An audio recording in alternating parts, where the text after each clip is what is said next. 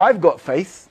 They think, oh, you Muslims are just like us. You also believe something impossible, right? Because that's how they equate it. That's how they've been programmed. Neuro-linguistic programming. Words are programmed to have meanings. It's a very important thing to understand in dawah, by the way. Right? Faith. But Iman, yes, we know Iman means to believe in Allah and His angels and His books and the Yawm al-Akhir, the life after death and the divine decree, the good of it and the bad of it. No, but what is the definition of Iman? As in what constitutes Iman? Not as in its parts, but what is Iman? Iman is, according to the belief of Ahlul Sunnah wal Jama'ah, Iman is the belief in the heart, the profession of the tongue, and the action of the limbs. It increases with obedience to Allah, and it decreases with disobedience to Allah. This is the classical definition of Iman according to the belief of Ahlul Sunnah wal Jama'ah. So Iman, faith, according to our understanding, is both belief and action and statement and saying. Right? Actually, this is entirely obvious, and you can prove this through common sense to anyone. If I say to you, there's a fire, there's a fire, what are you going to do? Yeah? Just stand up? Yes. You're going to run, right? You're going to go out. But if I say there's a fire, and you keep sitting there, right?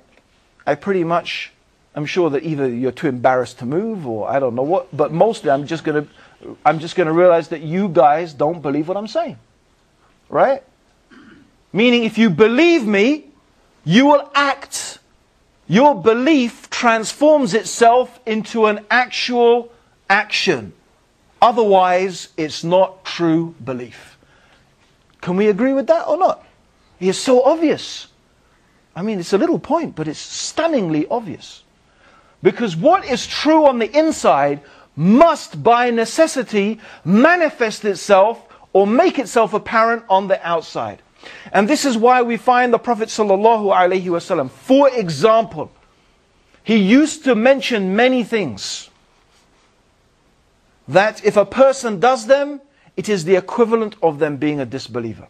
For example, abandoning the prayer. The Prophet ﷺ, he said, the meaning of which is, the difference between shirk and kufr and iman is the salah. So whoever abandons it, he is a kafir. Or it is kufr, depending how you interpret it. But meaning the point being here is that abandoning prayer is something so severe, and the scholars differed. Some said, if you abandon salah, even one salah, you become a kafir. You are a murtad. You've apostatized from Islam until you start praying again.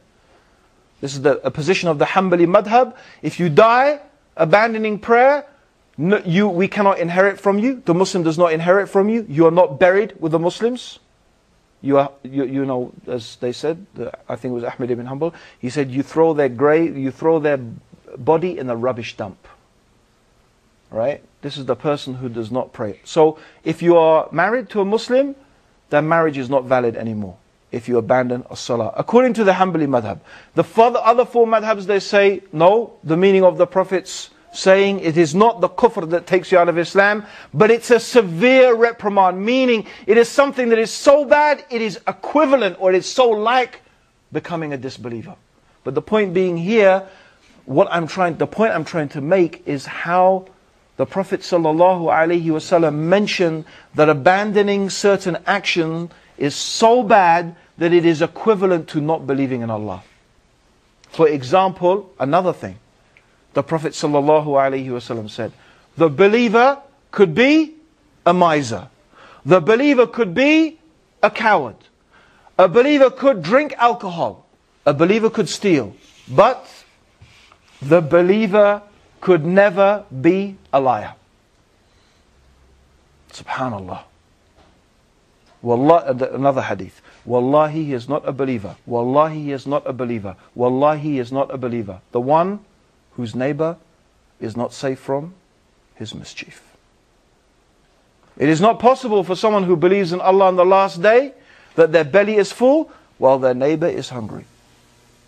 You see, there are things the Prophet ﷺ mentioned That if thus the sign of the hypocrite. When he speaks, he lies. When he makes a promise, he breaks it.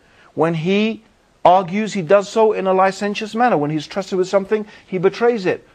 So there are some aspects, some actions, some manners that are so bad that if you have them, or some deeds that are so important that if you don't do them, it is equivalent to you not really having Iman at all. Because Iman, that faith must reflect itself in action. Right? Okay. Now, I've got 2 minutes left, so I'm going to have to transgress this because I have to finish my point, which is very important.